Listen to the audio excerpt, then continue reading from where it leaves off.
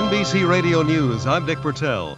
Iraq today accepted a tough Security Council resolution calling for a permanent end to the Persian Gulf War. Appearing on CNN's Newsmaker Saturday, U.S. Ambassador to the United Nations, Thomas Pickering, said the Security Council passed another resolution calling on Iraq to cease repression of the Kurds. But he acknowledged there are no enforcement provisions in it. We're not pretending that the current resolution has any teeth in it that can force an end to the repression. We know the voice of the world community has been speaking to Iraq since the end of February. They've been listening. We hope they continue to listen, and we'll wait and see what happens next. Meanwhile, Secretary General Javier Perez de Cuellar is proposing a 300-member UN observer group with temporary infantry support of 680 men to monitor the Iraq-Kuwait border. Price tag, at least $123 million for the first year. This is NBC Radio News. Well, the word's getting around. Only Volkswagen has that European driving experience called Fahrvergnügen. It's got fleet of foot and fast express and great and feeling, swift response and Euro drive and satisfaction. It is all in Fahrvergnügen. Well, now that you know all about Fahrvergnügen and fast expressing and great and feeling and all that stuff, what are you waiting for?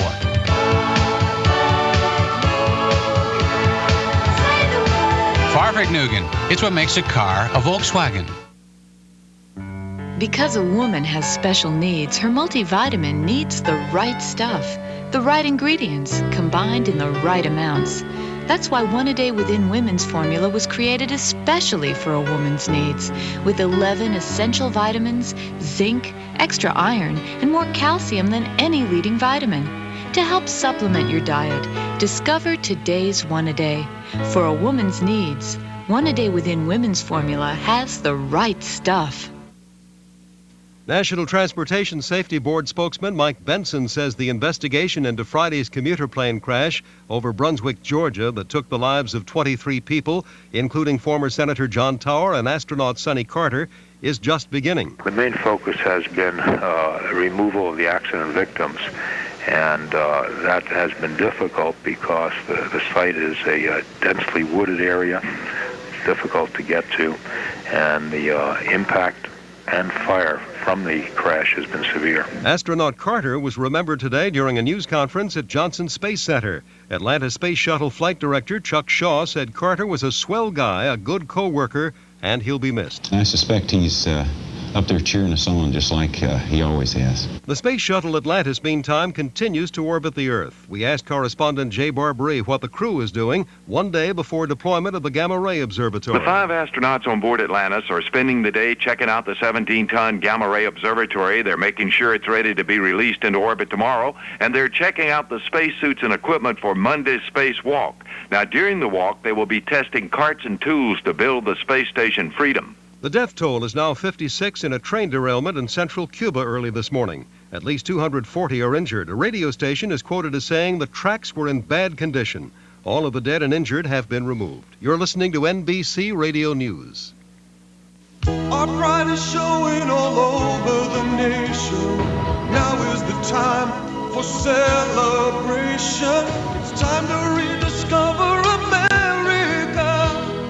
Time to rediscover America. Rediscover America with special celebration events at Dodge, Jeep and Eagle, and Chrysler Plymouth dealers. We're making Made in America mean something again. Time to rediscover America. Hi, yeah, I'm a message. You know, my dream has always been to end up on an AT&T answering system. Well, Sears has the AT&T answering system 1504 with telephone for just $89.99. Lowest price ever. You can get me and your other messages from any touch-tone phone. The AT&T answering system 1504, just $89.99. You save $10 during AT&T days at Sears Brand Central.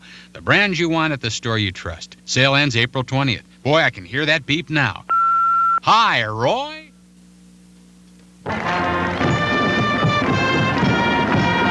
It was a beautiful spring day in the nation's capital. Perfect weather for the 1991 National Cherry Blossom Festival Parade.